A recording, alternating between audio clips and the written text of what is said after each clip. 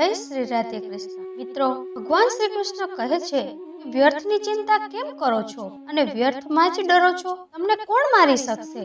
આત્મા ન તો જન્મે છે ન તો મૃત્યુ પામે છે। જે થયું તે સારું થયું, જે થઈ રહ્યું છે તે પણ સારું જ થઈ રહ્યું છે અને જે થશે તે પણ સારું જ થશે। જે વીતી ગયું છે તેનો પસ્તાવો ન કરો અને ભવિષ્યની ચિંતા પણ ન કરો। અત્યારે તો વર્તમાન ચાલી રહ્યો છે। આ યુદ્ધમાં તમારું શું ગયું છે? તમે રોઈ રહ્યા છો?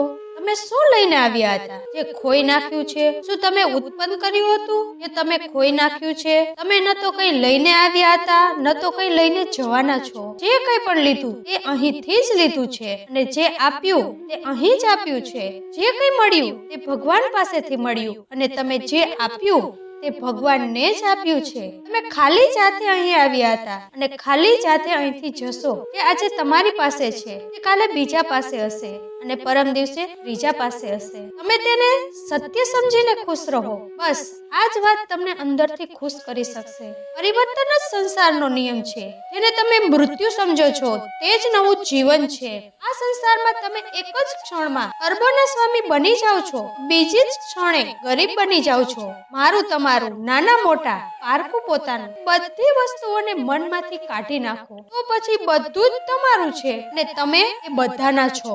આ તમારું શરીર પણ તમારું નથી, ન તો તમે એ શરીરના। આ અગ્નિ, જળ, વાયુ, પૃથ્વી, આકાશ, આ બધી વસ્તુ સાથે મળીને શરીર બન્યું છે। એટલે તેમાં જ ભળી જશે, પરંતુ આ આત્મા સ્થિર છે। તમારે પોતાને ભગવાનના સહારે મૂકી દેવું જોઈએ। તમારા માટે આ જ સૌથી ઉત્તમ ઉપાય છે। જે તેના સહારે જાય છે તે ભય, ચિંતાથી મુક્ત થઈ જાય છે। મિત્રો, ઘણીવાર એવું પણ થાય છે કે આપણને આપણી સમસ્યાનું સમાધાન નથી મળતું ને આપણે આફતના સમયે ખૂબ જ હેરાન થઈ જઈએ છીએ। ઘણા લોકો તો પોતાના ગુસ્સા ઉપર પોતાને કાબુ પણ રાખી શકતા નથી અથવા પોતાની સમસ્યાથી ભાગી જાય છે।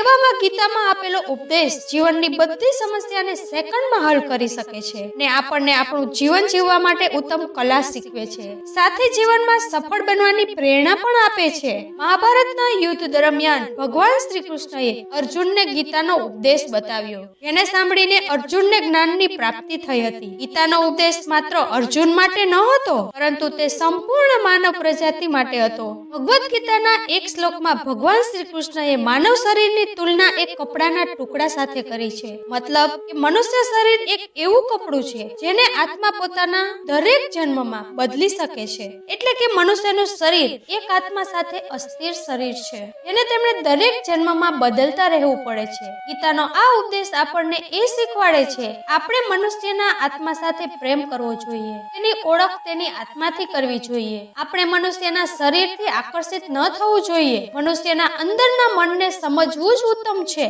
જે લોકો મનુષ્યના શરીરને જ ફક્ત પ્રેમ કરે છે એવા લોકો માટે તો ગીતાનો ઉપદેશ ખૂબ જ શીખવાડવા માટે ઉત્તમ સાબિત થયો છે। ગીતાના આ ઉપદેશમાં ભગવાન શ્રી કૃષ્ણએ એ બતાવ્યું છે કે મનુષ્યએ જન્મ મરણના ચક્ર વિશે જાણી લેવું જોઈએ, કારણ કે મનુષ્યના જીવનનું એકમાત્ર સત્ય જો કોઈ હોય તો તે છે મૃત્યુ। કેમ કે જે કોઈ મનુષ્યએ આ સંસારમાં જન્મ લીધો છે તેને એક ન એક દિવસ આ સંસારને છોડીને જવું જ પડશે। આ જ આ દુનિયાનું અટલ સત્ય છે, પરંતુ એ વાતથી પણ નકારી ન શકાય કે દરેક મનુષ્ય પોતાના મોતથી ભયભીત રહે છે। એટલા માટે મનુષ્યએ જીવનની અટલ સચ્ચાઈ જાણી લેવી જોઈએ અને આપણી વર્તમાનની ખુશીને ખરાબ ન કરવી જોઈએ। ભગવાન શ્રી કૃષ્ણએ બતાવ્યું છે કે ક્રોધથી મનુષ્યને ભ્રમ પેદા થાય છે અને ભ્રમમાં તે પોતાની બુદ્ધિનો વિનાશ કરી નાખે છે। ક્રોધમાં જ્યારે મનુષ્યની બુદ્ધિ કામ નથી કરતી ત્યારે મનુષ્યની તર્ક વિતર્ક કરવાની શક્તિ પણ નષ્ટ થઈ જાય છે અને વ્યક્તિનો ત્યાં જ નાશ થઈ જાય છે। તેથી તો દરેક વ્યક્તિએ પોતાના ગુસ્સા ઉપર કાબુ કરવો જોઈએ। મનુષ્ય ગુસ્સામાં ઘણીવાર એવું કામ કરી નાખે છે જેનાથી તેને પછી નુકસાનીનો સામનો કરવો પડે છે। એ જ જો મનુષ્ય પોતાના ક્રોધ ઉપર કાબુ ન કરી શક્યા ત્યારે તે કોઈ ખોટું પગલું ઉઠાવી લે છે। જ્યારે પણ મનુષ્યના મનમાં ક્રોધની ભાવના ઉત્પન્ન થાય છે ત્યારે મનુષ્યનું મગજ કામ કરવાનું બંધ કરી દે છે। તે સાચા ખોટાનો ઉત્તમ નિર્ણય લઈ શકતા નથી। એટલા માટે મનુષ્યએ હંમેશા ક્રોધને કાબૂમાં રાખવો જોઈએ અને પોતાના મનને શાંત રાખવું જોઈએ, કારણ કે ગુસ્સામાં લીધેલો નિર્ણય તમને મોટું નુકસાન કરી શકે છે. ભગવાન શ્રી કૃષ્ણએ ગીતાના સારમાં એ બતાવ્યું છે કે કોઈ પણ વ્યક્તિ પોતાના કર્મોનો ત્યાગ કરી શકતા નથી, જેનો મતલબ કે વ્યક્તિ સાધારણ સમજની સાથે વ્યક્તિ પોતાના કર્મો સાથે જોડાયેલા રહે છે. તેને પોતાના કર્મથી દૂર ન થવું જોઈએ કે છોડવું ન જોઈએ, કારણ કે તે જ્ઞાનવાદી નહીં બની શકે. એ જ મનુષ્ય જો પોતાના કર્મોથી પીછો છોડાવી લે અથવા પોતાનું કર્મ કરવાનું બંધ કરી લે તો તે પોતાના રસ્તાથી ભટકી જાય છે. સંસારનો નિયમ છે, જેના કારણે મનુષ્યએ પોતાનું કર્મ કરતા રહેવું જોઈએ. જે વ્યક્તિ પોતાના કર્મોથી બચવાનું ઈચ્છતા હોય તે પોતાના કર્મ કરવાનું બંધ કરી દે છે. આવી પરિસ્થિતિમાં મનુષ્ય મનમાં ને મનમાં ડૂબતો જાય છે, અથવા જે વ્યક્તિનો જેવો સ્વભાવ હોય છે તે અનુસાર તે કર્મો કરે છે. ગીતાના સારમાં મનુષ્યના જોવાની ઘણી બાબતો બતાવવામાં આવી છે, જેમાં લખવામાં આવ્યું છે કે જે વ્યક્તિ જ્ઞાનને અને કર્મોને એકરૂપથી જોવે છે એ વ્યક્તિની દ્રષ્ટિ સાચી છે. અજ્ઞાની મનુષ્યની પાસે જ્ઞાન નથી હોતું, એટલા માટે તે દરેક ચીજને ખોટી દ્રષ્ટિથી જ જોવે છે. ગીતાના સારમાં એવા મનુષ્ય વિશે પણ બતાવવામાં આવ્યું છે કે જે મનુષ્ય પોતાના મનને કાબૂમાં નથી રાખી શકતા, એવા લોકોનું મન આમ તેમ ભટક્યા કરે છે. એવા મનુષ્યનું મન તેના માટે શત્રુની જેમ કામ કરે છે, કારણ કે મન વ્યક્તિના મગજ ઉપર ખૂબ જ ઊંડી અસર કરે છે. જ્યારે મનુષ્યનું મન સ્થિર રહે છે ત્યારે તે વ્યક્તિ પણ સાચી રીતે પોતાનું કામ કરે છે. ગીતાના સારમાં એ પણ બતાવવામાં આવ્યું છે કે મનુષ્યએ સૌથી પહેલા પોતાના વિશે જાણી લેવું જોઈએ. પોતાની ક્ષમતા અને આવડતને જાણવું એ જ મનુષ્યની આત્મજ્ઞાનની પ્રાપ્તિ કરાવે છે. જ્યાં સુધી મનુષ્ય પોતાના વિશે જાણી નથી લેતા ત્યાં સુધી તે મનુષ્યનો ઉદ્ધાર નથી થતો. શ્રીમદ ભગવદ્ ગીતામાં ભગવાન શ્રી કૃષ્ણએ એ પણ બતાવ્યું છે કે દરેક મનુષ્યએ પોતાના ઉપર પૂરેપૂરો ભરોસો કરવો જોઈએ, કારણ કે જે લોકો પોતાના ઉપર વિશ્વાસ કરે છે તે જરૂર સફળતા પ્રાપ્ત કરે છે. એવું પણ બતાવવામાં આવે છે કે વ્યક્તિ જેવો વિશ્વાસ કરે છે તેવો જ બની જાય છે. જે મનુષ્ય પોતાનું કર્મ નથી કરતા અને પોતાના કર્મના પરિણામ વિશે વિચારવા લાગે છે, એવા લોકો માટે ગીતાનો આ સાર ખૂબ જ શીખ આપનાર સાબિત થાય છે. ભગવાન શ્રી કૃષ્ણએ એ ઉપદેશમાં એવું પણ બતાવ્યું છે કે મનુષ્યએ કર્મોને કરતા રહેવું જોઈએ. એ ન વિચારવું જોઈએ કે એ કર્મનું શું પરિણામ તેને પ્રાપ્ત થશે, કારણ કે કર્મનું ફળ દરેક મનુષ્યને મળે છે. એટલા માટે મનુષ્યએ ચિંતા ન કરતા પોતાના કર્મ ઉપર ધ્યાન આપવું જોઈએ. એવું કરતા તે પોતાના સાચા મનથી કરતા નજરમાં આવશે. મનુષ્યને જીવનમાં સુખ દુઃખ બંને પરિસ્થિતિનો અનુભવ થતો રહે છે. સુખની સ્થિતિમાં મનુષ્ય વધારે પ્રસન્ન થઈ જાય છે, એ જ દુઃખની સ્થિતિમાં નિરાશાનો અનુભવ કરે છે. એટલા માટે સુખ અને દુઃખ બંને પરિસ્થિતિમાં પોતાના મન ઉપર કાબુ રાખીને તેને સ્થિર રાખવું જ જોઈએ. એ જ યોગ્ય છે. જ્યારે કોઈ પણ મનુષ્ય સંસારની ઈચ્છાનો ત્યાગ કરીને ફળની ચિંતા ન કરે, પોતાના કર્મોને કરે છે, તો તેની સ્થિતિને મનુષ્ય યોગની સ્થિતિ કહેવાય છે. જે મનુષ્ય પોતાના મનને કાબૂમાં કરી લે છે, મનુષ્યનું મગજ તેનો સાચો મિત્ર બની જાય છે. પરંતુ મનુષ્ય પોતાના મનને કાબૂમાં નથી કરી શકતો, તેના માટે તેનું મન જ સૌથી મોટો દુશ્મન બની જાય છે. તેના ઉપર જો મનુષ્ય વિજય પ્રાપ્ત કરી લે છે તો તેને ભગવાનની પ્રાપ્તિ થઈ જાય છે. એનો મતલબ છે કે જે કોઈ પણ મનુષ્યને જ્ઞાનની પ્રાપ્તિ થઈ જાય છે તેના માટે ઠંડી, ગરમી, સુખ, દુઃખ, માન, અપમાન બધું એક સરખું થઈ જાય છે. ગીતામાં બતાવેલ ઉપદેશને જો કોઈ પણ મનુષ્ય સાચા મનથી જીવનમાં પ્રાપ્ત કરી લે, તે વ્યક્તિ જરૂર સફળ માણસ બની શકે છે. જો વ્યક્તિ પૂરા વિશ્વાસ સાથે પોતાના લક્ષ્યને પ્રાપ્ત કરવા માટે કોશિશ કરતા રહે, તે નિશ્ચિત પોતાના લક્ષ્યને પ્રાપ્ત કરી જ લે છે. એટલા માટે કોઈ પણ મનુષ્યએ પોતાના લક્ષ્યને પ્રાપ્ત કરવા માટે સતત કોશિશ કરવી જોઈએ. ભગવાન શ્રી કૃષ્ણએ સમજાવ્યું છે કે કોઈ પણ વ્યક્તિએ તણાવ અને ચિંતાથી દૂર રહેવું જોઈએ, ત્યારે તે સફળ માણસ બની શકે છે. કારણ કે મનુષ્યને સફળ હોવામાં એક તણાવ વિઘ્નની જેમ વચ્ચે આવે છે. શ્રીમદ ભગવદ્ ગીતામાં ભગવાન શ્રી કૃષ્ણએ પોતાના આ ઉપદેશમાં એવું બતાવ્યું છે કે મનુષ્યએ પોતાના કામને પ્રથમ પ્રાથમિકતા આપવી જોઈએ. સૌથી પહેલા પોતાના જરૂરી કામને પૂરા કરે, ત્યારબાદ જ બીજાનું કામ કરે. નહીતર બીજાનું કામ પૂરું કરવાના ચક્કરમાં એ મનુષ્ય અવશ્ય પોતાનું કામ પૂરું કરી શકતો નથી. શ્રીમદ ભગવદ્ ગીતામાં ભગવાન શ્રી કૃષ્ણએ એ પણ ઉપદેશ આપ્યો છે કે સંસારમાં એક જ ભગવાનના અનેક સ્વરૂપ છે, અને સંસાર લોકો ભગવાનના અલગ અલગ રૂપની પૂજા પણ કરે છે, અને સંસારમાં લોકો એક જ ભગવાનના અલગ અલગ રૂપોની પૂજા પણ કરે છે,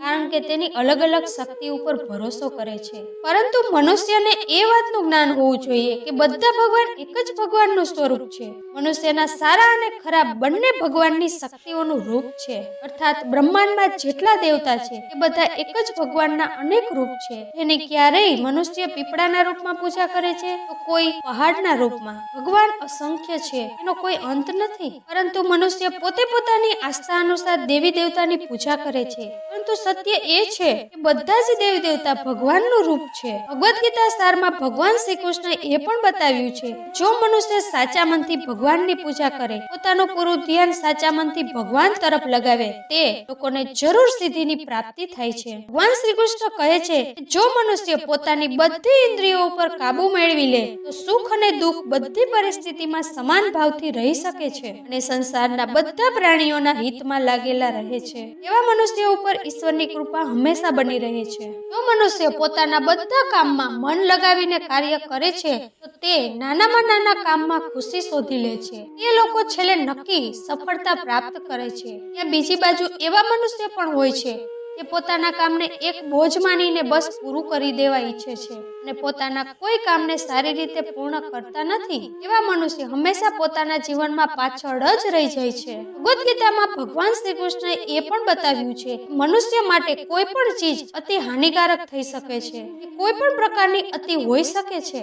કડવાહટ હોય કે મધુરતા, ખુશી હોય કે દુઃખ હોય, તેમાં આપણે કોઈ પણ પ્રકારની અતિ કરવી આપણા માટે હંમેશા માટે નુકસાનકારક સાબિત થયું છે. જીવનમાં સંતુલન બનાવી રાખવું ખૂબ જ જરૂરી છે. જ્યાં સુધી મનુષ્ય પોતાના જીવનમાં સંતુલન નહીં બનાવે ત્યાં સુધી મનુષ્ય પોતાના જીવનને ખુશીથી પસાર નથી કરી શકતો. એટલા માટે મનુષ્યએ પોતાના જીવનમાં કોઈ પણ વસ્તુને વધારે કરવાથી બચવું જોઈએ અને જીવનમાં સંતુલન બનાવીને રાખવું જોઈએ. ભગવાન શ્રી કૃષ્ણએ ગીતાસારના માધ્યમથી જ્ઞાનની વાત કરી છે. જે મનુષ્ય ખૂબ જ મતલબી હોય છે, તેને બસ પોતાના મતલબથી જ મતલબ હોય છે, તે પોતાનો મતલબ પૂરો કરવા માટે કંઈ પણ કરે છે. એ લોકોનું ક્યારેય સારું નથી થતું. તમને એ વાત બતાવી દઉં કે મનુષ્યનો સ્વાર્થ તેને અન્ય લોકોથી દૂર લઈ જાય છે, તેને નકારાત્મક તરફ લઈ જાય છે, જેનાથી તે વ્યક્તિ સંસારમાં એકલો રહી જાય છે. વળી ગીતામાં એ પણ કહેવામાં આવ્યું છે કે એક સ્વાર્થી વ્યક્તિ કાચ ઉપર ફેલાયેલી ધૂળ જેવા હોય છે, જેના કારણે તે વ્યક્તિ પોતાનું સાચું પ્રતિબિંબ ક્યારેય જોઈ શકતા નથી. જો જીવનમાં કોઈ પણ વ્યક્તિને જીવનમાં પોતાનું ખુશીપૂર્વક જીવન વ્યતીત કરવું હોય, પોતાના સ્વાર્થને ક્યારેય પોતાની પાસે ન આવવા દેવું જોઈએ. કારણ કે એક સ્વાર્થી મનુષ્ય મિત્રતામાં પણ પોતાનો સ્વાર્થ કાઢવાની કોશિશ કરતો રહે છે. એટલા માટે જીવનમાં એવા મનુષ્ય બનો કે પોતાની સાથે લોકોની ભલાઈ વિશે વિચારે. ત્યારે તે મનુષ્ય એક સફળ અને ખુશીપૂર્વક પોતાનું જીવન વ્યતીત કરતો નજરમાં આવશે. ભગવાન હંમેશા પોતાના ભક્તોનો સાથ આપે છે. જે મનુષ્ય આ પ્રભાવશાળી સત્યને પામી લે છે તે તેનું જીવન પૂરી રીતે બદલતું હોય તેવો અનુભવ કરી શકે છે. કારણ કે સંસારનું નિર્માણ ભગવાને કર્યું છે, કે જે આખા સંસારને ચલાવે છે.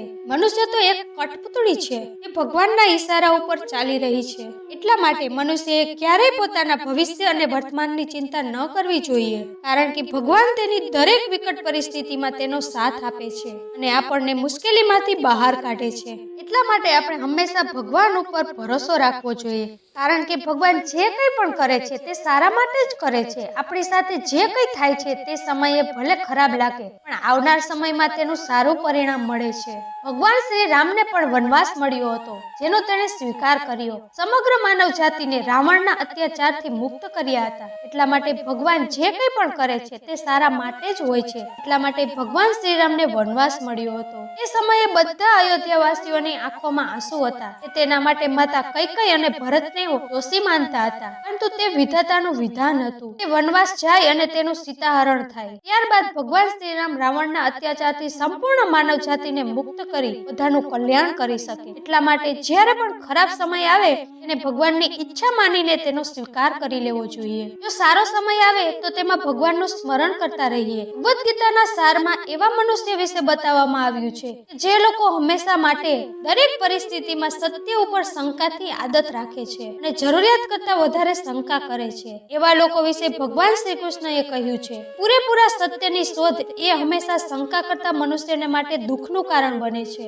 શંકા કરવી એ એક એવી આદત છે જે મજબૂતમાં મજબૂત સંબંધને પણ ખતરામાં નાખી દે છે. જિજ્ઞાસા હોવી એક અલગ વાત છે, પરંતુ પૂરી સત્યની શોધ કે શંકા કરવી તે દુઃખ ઉત્પન્ન કરે છે. શંકા કરવા વાળા મનુષ્ય પાસે છેલ્લે પસ્તાવા સિવાય કંઈ જ હોતું નથી. મહાભારતના યુદ્ધ દરમિયાન ભગવાન શ્રી કૃષ્ણ દ્વારા આપવામાં આવેલ ગીતા ઉપદેશ જે લોકો પોતાના જીવનમાં ઉતારે તો તમે નક્કી જીવનમાં સફળ થઈ શકો છો. વાસુદેવ શ્રી કૃષ્ણ અનુસાર દગો, કપટ જીવનમાં સૌથી મોટું પાપ કર્મ છે. શ્રી કૃષ્ણ કહે છે કે વ્યક્તિ કામ, લોભ, ક્રોધ ત્રણેયના વશમાં આવીને પાપ કરે છે. જીવ હત્યા સૌથી મોટું પાપ છે. જરૂરિયાત વિના લીલા વૃક્ષોને કાપવા પણ પાપ છે. શ્રી કૃષ્ણ કહે છે કે મનુષ્ય જે ભાવનાથી પોતાનું કર્મ કરે છે એ પ્રમાણે તે પાપ અને પુણ્યમાં બદલે છે.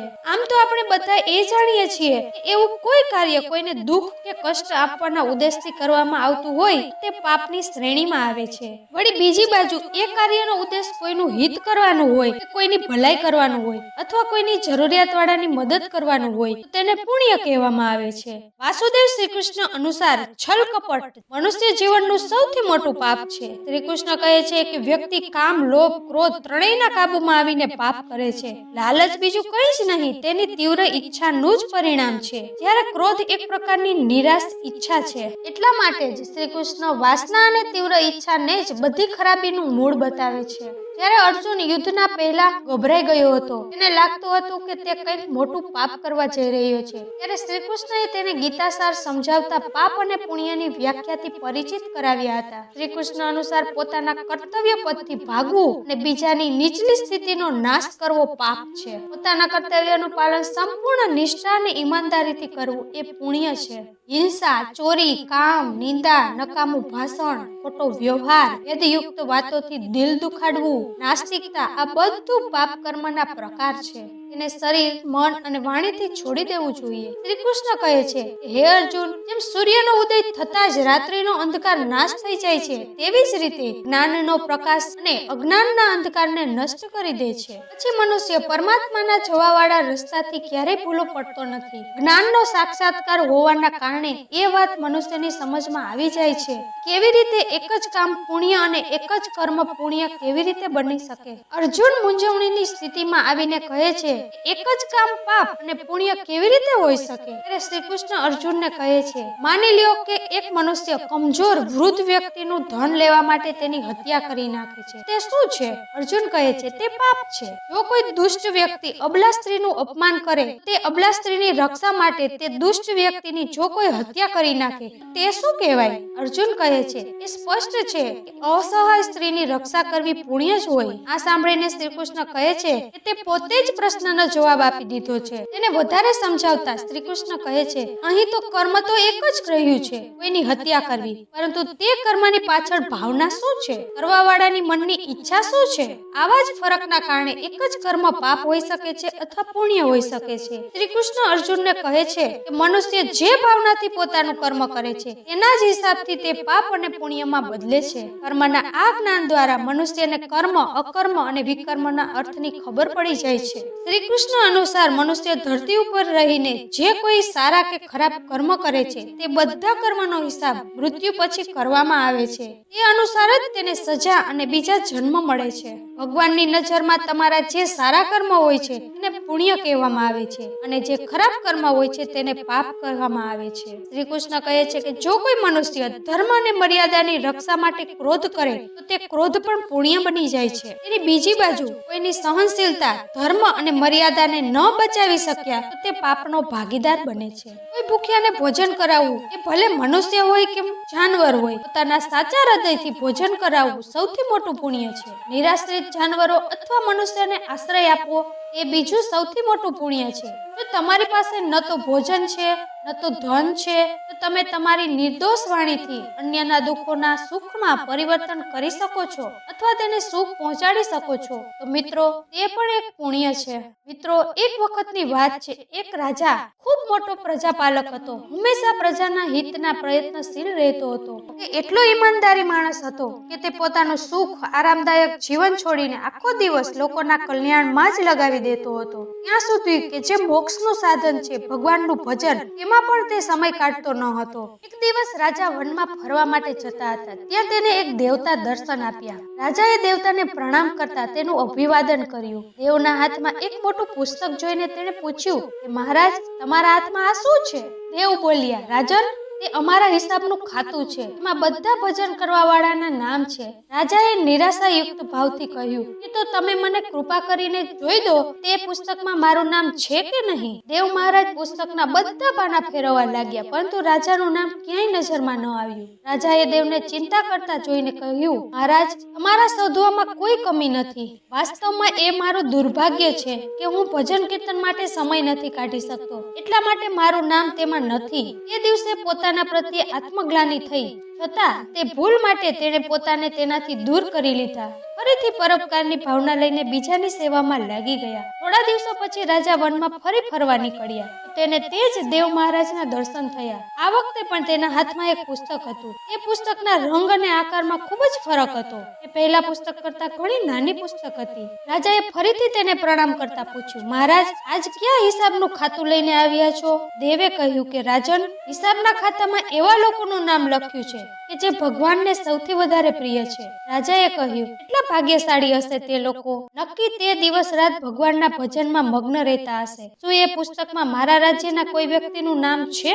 દેવ મહારાજે તે હિસાબનું ખાતું ખોલ્યું. પહેલા પાના ઉપર પહેલું નામ રાજાનું જ હતું. રાજા આશ્ચર્યમાં પડી ગયા અને પૂછ્યું, મહારાજ, મારું નામ આમાં કેમ લખેલું છે? તો મંદિરે પણ ક્યારેય જતો નથી. દેવે કહ્યું, હે રાજન, તેમાં આશ્ચર્યની શું વાત છે? જે લોકો નિષ્કામ થઈને સંસારની સેવા કરે છે, જે લોકો સંસારના ઉપકારમાં પોતાનું જીવન અર્પણ કરી દે છે, જે લોકો મુક્તિનો લોભ પણ ત્યાગ કરીને ભગવાનના નિર્બળ સંતાનોની સહાયતામાં પોતાનું યોગદાન આપે છે, એવા ત્યાગી મહાપુરુષનું ભોજન સ્વયં ભગવાન કરે છે. એવા ત્યાગી મહાપુરુષનું ભજન સ્વયં ભગવાન કરે છે. હે રાજન, પસ્તાવો ન કર. પૂજા પાઠ નથી કરતો, લોકોની સેવા કર. અસલમાં ભગવાનની જ પૂજા કરે છે અને નિસ્વાર્થ સેવા કોઈ પણ ઉપાસનાથી ખૂબ જ વધારે છે. કર્મ કરતા 100 વર્ષ જીવવાની ઈચ્છા કરો, કર્મ બંધનમાં બંધાઈ જશો. રાજન, ભગવાન દીન દયાળુ છે. તેને ખુશામત નથી ગમતી, પરંતુ આચરણ ગમે છે. સાચી ભક્તિ તો આ જ છે કે પરોપકાર કરો, દીન દુખીઓની મદદ કરો. અનાથ, વિધવા, ખેડૂત, નિર્ધનને આજે અત્યાચારથી હેરાન કરવામાં આવે છે, તેની તમારાથી થાય તેટલી મદદ કરો અને સેવા કરો. આજ પરમ ભક્તિ છે. રાજાને આજે દેવના માધ્યમથી ખૂબ જ વધારે જ્ઞાન મળી ગયું હતું. હવે રાજા પણ સમજી ગયા કે પરોપકારથી મોટું કંઈ જ નથી, અને જે પરોપકાર કરે છે તે જ ભગવાનના સૌથી પ્રિય હોય છે. જે લોકો નિસ્વાર્થ ભાવથી લોકોની સેવા કરવા માટે આગળ આવે છે, પરમાત્મા દરેક સમયે તેના કલ્યાણ માટે યજ્ઞ કરે છે. આપણા પૂર્વજોએ કહ્યું પણ છે કે બીજા માટે જીવવું અથવા બીજાની સેવાને જ પૂજા સમજીને કર્મ કરવું, પરોપકાર માટે પોતાના જીવનને સાર્થક બનાવવું સૌથી મોટું પુણ્ય છે. જ્યારે તમે પણ આવું કરશો તો તમે પણ ભગવાનના પ્રિય ભક્તોના સામેલ થઈ શકશો. મિત્રો, એક વખતની વાત છે. એક રાજા હતા. તેની સેવા કરવા માટે દૂર દેશમાંથી એક રાજકુમાર આવ્યા. તે રાજકુમાર રાજાને મળવાની ખૂબ જ કોશિશ કરતા હતા, છતાં તેની મુલાકાત રાજા સાથે ન થઈ. જે કંઈ પોતાની સાથે લાવ્યા હતા તે બરબાદ થઈ ગયું. એક દિવસ રાજા શિકાર રમવા ગયા. રાજકુમારને પણ સાથે લીધો. ચાલતા ચાલતા રાજા એક વનમાં પહોંચ્યા. ત્યાં તેના નોકર ચાકર બધા પાછળ રહી ગયા. રાજાની સાથે એકલો તે રાજકુમાર રહી ગયો. તેણે રાજાને રોક્યા. રાજાએ તેની બાજુ જોઈને પૂછ્યું કે તું આટલો કમજોર અને લાચાર કેમ છે? રાજકુમારે કહ્યું કે તેમાં મારા કર્મોના દોષ છે. હું જે રાજાની પાસે રહું છું તે 1000 લોકોને પાળે છે, પરંતુ તેની નજર મારી તરફ નથી જતી. રાજા, 6 વાતો મનુષ્યને હલકા બનાવી દે છે: ખોટા માણસ પ્રત્યે પ્રેમ, કોઈ કારણ વિના હાસ્ય, સ્ત્રી સાથે વિવાદ, અસજ્જન સ્વામીની સેવા, ગધેડાની સવારી અને સંસ્કૃતિ વિનાની ભાષા. હે રાજન, આ 5 વસ્તુ મનુષ્યના જન્મ થતા વિધાતા ભાગ્યમાં લખી નાખે છે: આયુષ્ય, કર્મ, ધન, વિદ્યા અને યશ. રાજન, જ્યાં સુધી મનુષ્યનું પુણ્ય ઉદય રહે છે ત્યાં સુધી તેના ઘણા દાસ રહે છે. જ્યારે પણ ઘટી જાય છે તો ભાઈ પણ વેરી બની જાય છે. પરંતુ એક વાત છે, સ્વામીની સેવા અકારણ નથી થતી. ક્યારેક ને ક્યારેક ફળ મળી જાય છે. આ સાંભળીને રાજાના મન ઉપર ખૂબ જ ઊંડી અસર થઈ. થોડો સમય ફર્યા બાદ તે નગરમાં પાછા આવી ગયા. રાજાએ તેને પોતાની નોકરીમાં રાખી લીધો. તેને ઘણા સરસ કપડાં અને ઘરેણાં આપ્યા. એક દિવસ રાજકુમાર કોઈ કામથી ક્યાંક ગયા. રસ્તામાં તેને દેવીનું મંદિર મળ્યું. તેણે અંદર જઈને દેવીની પૂજા કરી. જ્યારે તે બહાર નીકળ્યો તો જોવે છે તો તેની પાછળ એક સુંદર સ્ત્રી ચાલી આવે છે. રાજકુમાર તેને જોઈને તેના તરફ આકર્ષિત થઈ ગયો. સ્ત્રીએ કહ્યું, પહેલા તું કુંડમાં સ્નાન કર, પછી તું જે કહીશ તે હું કરીશ. એવું સાંભળીને રાજકુમાર કપડાં ઉતારીને જેવો કુંડમાં પડ્યો તો પોતાના નગરમાં પહોંચી ગયો. એણે જઈને રાજાને બધું બતાવ્યું. રાજાએ કહ્યું કે આવું દ્રશ્ય મને પણ દેખાડ. બંને ઘોડા ઉપર સવાર થઈને દેવીના મંદિરે આવ્યા. અંદર જઈને દર્શન કર્યા અને જેવા બહાર નીકળ્યા તો તે સ્ત્રી પ્રગટ થઈ ગઈ. રાજાને જોઈને તરત જ બોલી, મહારાજ, હું તમારા ઉપર મોહિત થઈ ગઈ છું. તમે જે કહેશો તે કરીશ. રાજાએ કહ્યું કે એવી વાત છે તો તું મારા સેવક સાથે લગ્ન કરી લે. સ્ત્રી બોલી, તે ન થઈ શકે, હું તો તમને પ્રેમ કરું છું. રાજાએ કહ્યું કે સજ્જન લોકો જે કહે છે તેને નિભાવવું જોઈએ. તું તારા વચનનું પાલન કર. ત્યારબાદ રાજાએ તેના લગ્ન પોતાના સેવક સાથે કરાવી દીધા. ત્યારે જ તેના નગરમાં એક સાધુ સંત આવ્યા. તેણે રાજાને પૂછ્યું કે હે રાજન, એ બતાવ કે રાજા અને સેવક એ બંનેમાંથી કોનું કામ મોટું થયું? રાજાએ કહ્યું કે નોકરનું. સાધુએ કહ્યું કે તે કેવી રીતે? રાજા બોલ્યા, ઉપકાર કરવો રાજાનો ધર્મ છે, એટલા માટે તેનો ઉપકાર કરવામાં કોઈ ખાસ વાત નથી. પરંતુ જેનો ધર્મ ન હતો તેણે ઉપકાર કર્યો તો તેનું કામ મોટું થયું. મિત્રો, એક વખતની વાત છે. શ્રીરામના દરબારમાં હનુમાનજી મહારાજ શ્રીરામની સેવામાં એટલા તલ્લીન થઈ ગયા કે ગુરુ વશિષ્ઠના આવવાથી તેને ધ્યાન ન રહ્યું. બધાએ ઉઠીને તેનું સ્વાગત કર્યું, પરંતુ હનુમાનજીએ ન કરી શક્યા. વશિષ્ઠજીએ શ્રીરામને કહ્યું કે હે રામ, ગુરુનું આખા ભરેલા દરબારમાં અભિવાદન ન કરે, તેનું અપમાન કરે તો તેને શું સજા હોઈ શકે? શ્રીરામે કહ્યું કે ગુરુવર, તમે જ બતાવો. વશિષ્ઠએ કહ્યું કે મૃત્યુદંડ. શ્રીરામે કહ્યું કે સ્વીકાર્ય છે. પછી શ્રીરામે કહ્યું કે ગુરુજી, બતાવો કે તે અપરાધ કોણે કર્યો છે. બતાવીશ રામ, પણ તે તારો એટલો પ્રિય છે કે તું પોતાને સજા આપી દઈશ પણ તેને નહીં આપી શકે. શ્રીરામે કહ્યું કે ગુરુદેવ, રાજા માટે બધા જ સરખા છે. ના રામ, મને તારા ઉપર શંકા નથી, પણ દંડ પૂરો થવા ઉપર શંકા છે. જો તું એ મને વિશ્વાસ અપાવ કે તારા બાણથી તું પોતે જ તેને મૃત્યુ દંડ આપશે તો જ હું અપરાધીનું નામ અને તેનો અપરાધ બતાવીશ. શ્રીરામે પોતાનો સંકલ્પ વ્યક્ત કરી દીધો. ત્યારે વશિષ્ઠજીએ બતાવ્યું કે આ અપરાધ હનુમાનજીએ કર્યો છે. હનુમાને પણ સ્વીકાર કરી લીધો. પછી દરબારમાં રામજીએ જાહેરાત કરી કે કાલ સવારમાં સરયુના કિનારે હનુમાનજીને પોતે જ પોતાના અમોઘ બાણથી મૃત્યુ દંડ આપશે. હનુમાનજી ઘરે ગયા તો હનુમાનજીને ઉદાસ જોઈને તેને માતા અંજલિએ પૂછ્યું. હનુમાનજીને ઉદાસ જોઈને માતા અંજલિએ જોયું તો તે આશ્ચર્યમાં પડી ગયા. મારો લાલ, બળવીર, અમૂલ્ય જ્ઞાનનો ભંડાર આજે આ અવસ્થામાં કેમ? માતાએ વારંવાર પૂછ્યું, પરંતુ જ્યારે હનુમાનજી ચૂપ રહ્યા ત્યારે માતાએ પોતાની સોગંદ આપીને પૂછ્યું. ત્યારે હનુમાનજીએ બતાવ્યું કે એક પ્રકરણ થયું છે અજાણતા. માતા, તમે જાણો છો કે હનુમાનને સંપૂર્ણ બ્રહ્માંડમાં કોઈ મારી શકતા નથી, પરંતુ ભગવાન શ્રીરામના અમોઘ બાણથી પણ કોઈ બચી શકતું નથી. માતા અંજલિએ કહ્યું કે હનુમાનજી, મેં ભગવાન શંકર પાસેથી રામ નામ મંત્ર પ્રાપ્ત કર્યું હતું અને તને પણ આ જ નામ ગળથુથીમાં પીવડાવ્યું છે. તેના કારણે જ તે બાળપણમાં સૂર્યને ફળ સમજીને મોઢામાં લઈ લીધો હતો. તે રામ નામ હોવાથી હનુમાનને કોઈ પણ મારી શકશે નહીં, પછી ભલે તે રામ પોતે પણ કેમ ન હોય. રામ નામની શક્તિની સામે રામની શક્તિ અને રામના અમોઘ બાણની શક્તિ શક્તિહીન બની જશે. જાઓ મારા લાલ, અત્યારે જ સરયુના કિનારે જાઓ અને રામ નામનો ઉચ્ચાર કરવાનું શરૂ કરી દો.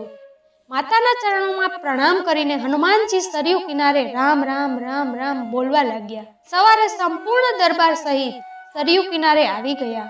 બધાને જાણવાની જિજ્ઞાસા હતી કે શું રામ હનુમાનને સજા આપશે? જ્યારે શ્રીરામે પોતાનું અમોઘ બાણ વારંવાર ચલાવ્યું પણ હનુમાનજી ઉપર તેની કોઈ અસર ન થઈ. ત્યારે વશિષ્ઠજીએ તેના ઉપર શંકા કરી કે રામ, તે પૂરી નિષ્ઠાથી બાણોનો પ્રયોગ કર્યો છે? ત્યારે શ્રીરામે કહ્યું કે ગુરુદેવ, હા, મેં કર્યો છે. હું ગુરુ પ્રત્યે અપરાધની સજા દેવા માટે બાણ ચલાવી રહ્યો છું. તેમાં કોઈ ચાલાકી કરીને તેનાથી હું ફરીથી કેમ અપરાધ કરી શકું? તો તારું બાણ કામ કેમ કરી રહ્યું નથી? ત્યારે શ્રીરામે કહ્યું કે ગુરુદેવ, હનુમાન રામ રામ રામ અખંડ બોલી રહ્યા છે. મારી શક્તિનું અસ્તિત્વ રામ નામની શક્તિ સામે શક્તિહીન થઈ જાય છે. તેથી મારો કોઈ પણ પ્રયત્ન સફળ થતો નથી. તમે જ બતાવો ગુરુદેવ, હું શું કરું? ગુરુદેવે કહ્યું કે હે રામ, આજથી હું તારા દરબારને છોડીને મારા આશ્રમે જઈ રહ્યો છું. ત્યાં રામ નામનું સતત જપ કરીશ. જતા જતા ગુરુદેવ વશિષ્ઠજીએ જાહેરાત કરી કે હે રામ, હું જાણીને અને માનીને એ કહું છું કે સ્વયં રામથી રામનું નામ મોટું છે. રામ નામ અમોઘ શક્તિનો સાગર છે.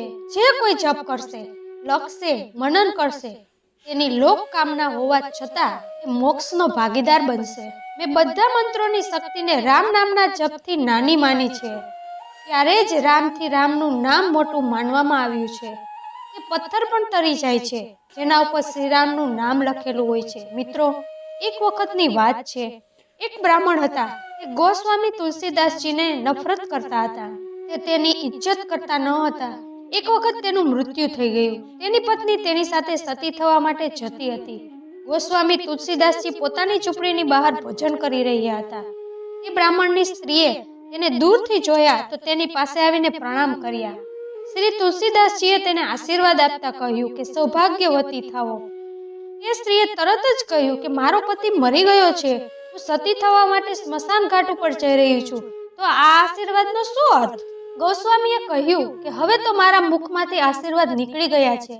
તો તું અને તારા પરિવારના લોકો ભગવાન શ્રીરામનું ભજન કરશે તો હું તારા મૃત પતિને જીવિત કરી શકીશ. જો કાળ સત્ય છે તો મારા પ્રભુ શ્રી રામ કાળના પણ કાળ છે.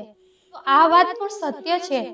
એ સ્ત્રીએ બધા પરિવારના લોકોને બોલાવીને કહ્યું, જો તમે લોકો સાચા હૃદયથી ભગવાન શ્રીરામની ભક્તિ કરવાનો દ્રઢ નિશ્ચય કરશો તો મારો આ મરેલો પતિ જીવતો થઈ જશે. બધાએ ગોસ્વામીની વાત માની લીધી અને તેની વાતનો સ્વીકાર કરીને શ્રીરામ નામનું સંકીર્તન શરૂ કરી દીધું. ત્યારે ગોસ્વામીએ સુંદર ભક્તિમય જીવનનું દાન કર્યું. શ્રીરામની કૃપાથી તે બ્રાહ્મણને જીવન દાન મળી ગયું. તેનાથી પ્રભાવિત થઈને તેના પરિવારના લોકો ભગવાનના ભક્ત બની ગયા. તો મિત્રો, આટલું મોટું નામ છે ભગવાન શ્રીરામનું. એટલી મહિમા છે પ્રભુ શ્રીરામની કે તેનાથી પાપીઓના બધા પાપ નષ્ટ થઈ જાય છે અને પાપીઓ બધા પાપ મુક્ત થઈ જાય છે. પ્રિય મિત્રો, તમે મને ખૂબ જ પ્રેમ આપ્યો. તમારો આ પ્રેમ હંમેશા બનાવી રાખજો. તમારા જીવનમાં આવું જ જ્ઞાન મેળવતા રહેજો. આ જ જ્ઞાન તમને જીવનમાં સફળ બનાવી શકશે. જે મનુષ્ય સાંભળશે, સમજશે અને જીવનમાં ઉતારશે, કે કોઈ પણ મનુષ્યના જીવનમાં ગમે તેટલું દુઃખ કેમ ન આવે, તેને હસતા હસતા પસાર કરી લેશે. આવા જ વિડીયો જોવા માટે મારી ચેનલને સબસ્ક્રાઇબ કરજો અને વિડીયોને લાઈક અને શેર કરજો. ધન્યવાદ. ફરીથી મળીશું મિત્રો આવી જ વાતો સાથે. ત્યાં સુધી તમારું ધ્યાન રાખજો, હસતા રહેજો અને હંમેશા ખુશ રહેજો.